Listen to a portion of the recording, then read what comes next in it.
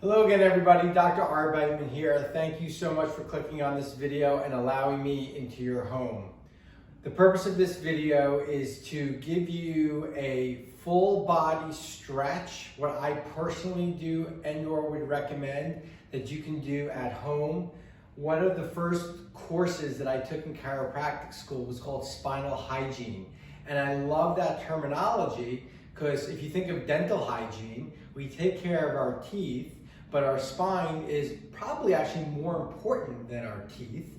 And right now, more than ever, there's a lot of tension, tightness, and stress in the body and in the spine, specifically for the hours that we may be spending on devices and or computers. We want to make sure that we're moving every day, and a big part of our movement activity is to incorporate some sort of spinal hygiene stretching. I think that stretching after exercise is actually more important than stretching before, although I do both, because afterwards is when everything is warm and supple. But let's say it's just a midday break where you have 10 to 15 minutes to just kind of stretch out the body, or if you're having a tough time at night because some sort of pain syndrome is waking you up, it may be good to do this right before you go to bed, or 2 times a day, 3 times a day. So I did not rehearse this. I did not write out any exercises. I'm literally just going to go right from here, right from my heart, and I'm going to move through the body and show you things that I would do. So as far as the neck goes, and this is all going to be stretches, no strengthening exercises in this video. General rule of thumb is we're going to hold a stretch for 20 to 30 seconds. That's a long time, 20 to 30 seconds. And we're never going to bounce with a stretch. We're never going to do this thing. We're going to stretch, hold, we're going to breathe, we're going to exhale, we're going to go a little deeper into the stretch. So let's talk about the neck first. Range of motion in the neck, there's 6 ranges of motion. So we can just take our neck from side to side, turn, turn, bend, bend, flex, extend. We never want to rotate. Now these are, again, you would just hold this. Hold this. Now I'm not going to hold all the stretches because I want to get through it all. But we never want to rotate or roll our neck because that's sort of like a mortar and pestle into the joints. Another great way to stretch out these muscles here, if you're someone who gets a lot of tension in their traps and their shoulders, is you grab your wrist from behind and you just pull away, and I can feel my whole trap stretching out. And then there's 3 ways. There's straight across, there's looking up is going to get these muscles, and then there's looking down. Why am I grabbing my wrist? It's tractioning down on my shoulder to open this. I don't want you pulling on your head because you're leveraging against your upper cervical spine. So we never pull on the head. Another great way to stretch the neck is to grab a chair or a bench and lean away from your hand. Allow this tractioning to pull your shoulder down as you lean your head away. And again, you can play with the angles to get to different muscle groups. Feels amazing. So that's the neck stretches that I recommend. Moving down, we tend to be chronically tight on the front of our body and chronically weak on the back of our body because of the postures that we're getting into. So one of the most important muscle groups, 2 of the most important muscle groups to stretch out are your pecs and your hip flexors, these 2 large muscle groups. With the pecs, I would go into a door frame, so just make believe I have a door here. I would put this part of my arm against the door jamb, and I would step in. I would step into the room, allowing the door jamb to open this up. I can go with a straight arm, get a little deeper into it, or I can go with an arm at a right angle. I can go into the door frame with both arms at the same time, if you want to be time efficient, and move in like this. Now you're going to have a tendency to want to shrug your shoulders up, you want to pull them down, you're going to have a tendency to want to jerk your head forward, you want to pull it back, and so it looks something like this. And I can feel this pulling, and actually what happens is this gets all really nice and soft and relaxed. And this is called, excuse me, a chest opener. Moving down the body here to stretch out your arms. This is how I stretch my shoulder. So with a straight arm, thumb up, I don't grab on my elbow joint, I'm on the tricep.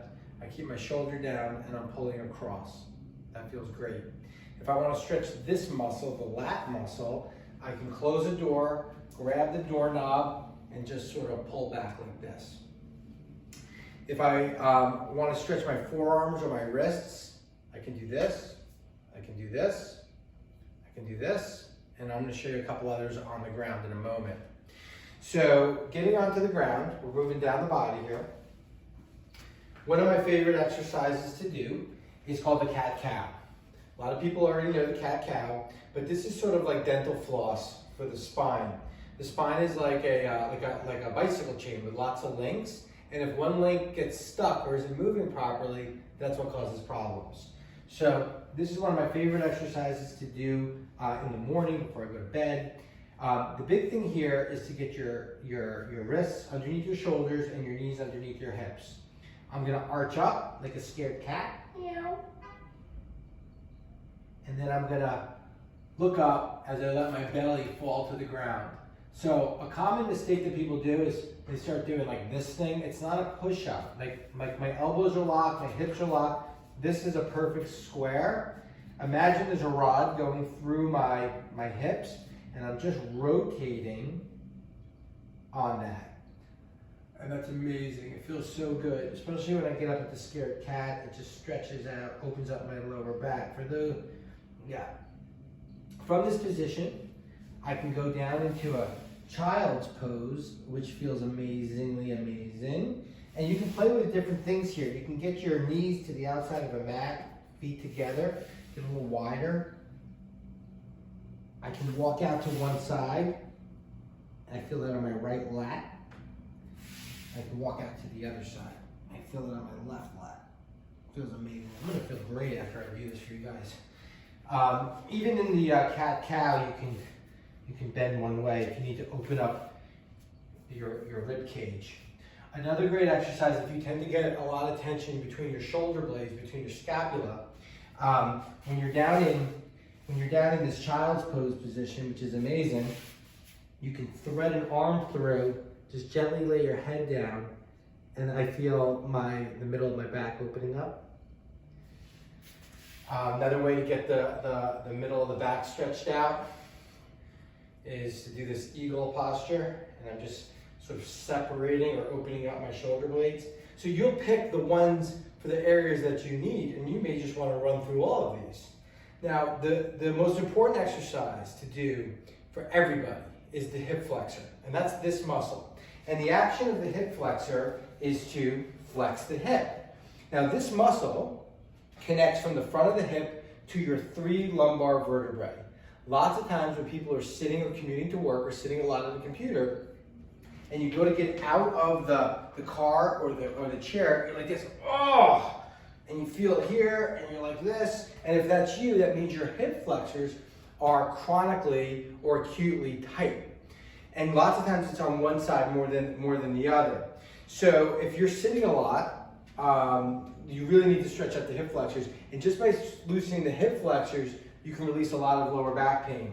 So my favorite way to do the hip flexor is to be in this position.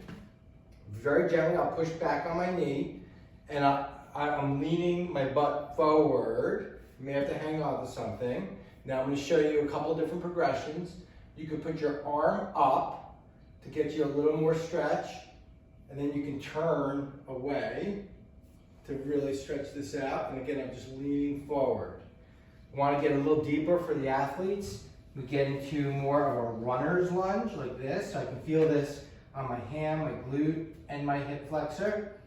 And then I can put in a spinal twist. So you know where you are and what you're capable of doing, but those are different variations. Probably the most important exercise, most important stretch that you can do. I can't emphasize that enough. That's the big one. From here, I can move into a hamstring, where I'm stretching out the back of my leg. And again, I'm just falling and breathing. And I'll take a breath in, and I'll fall into it a little further. I'm also getting my gastroc or my calf in this position as well. So that's the back of the leg, great way to do that.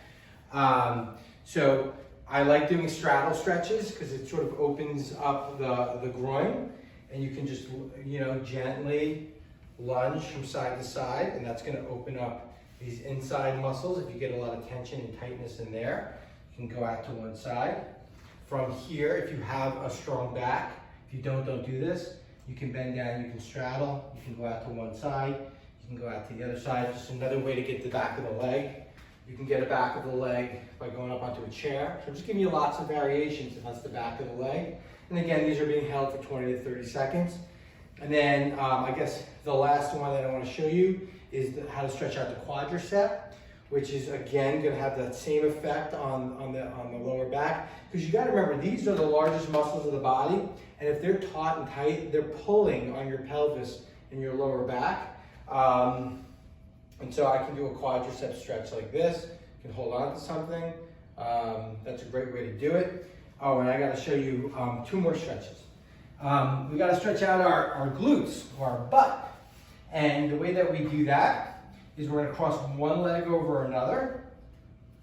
We're going to pull our knee towards our body. Okay, if we can, go slow and easy. You can even turn a little bit into it, get a little more stretch that way. And then there's a muscle called the piriformis muscle that's also in the buttock area. And you can do a figure 4 stretch for that, where you get down on your back, cross your leg over the other leg, you go through the hole, and you pull back gently. Look, I'm straining my neck. I'm gonna put my head down and chill out, and relax, and breathe. So, stretches shouldn't feel like a chore, like, oh, now I gotta do my stretches. This is such a gift. You will feel 1,000,000 times better if you incorporate some kind of stretching routine into your daily exercises. So I hope that helps. Thank you for allowing me to be there for you with telechiropractic. If you have any questions, reach out to me. Stay positive, stay well, and we look forward to seeing you all again soon.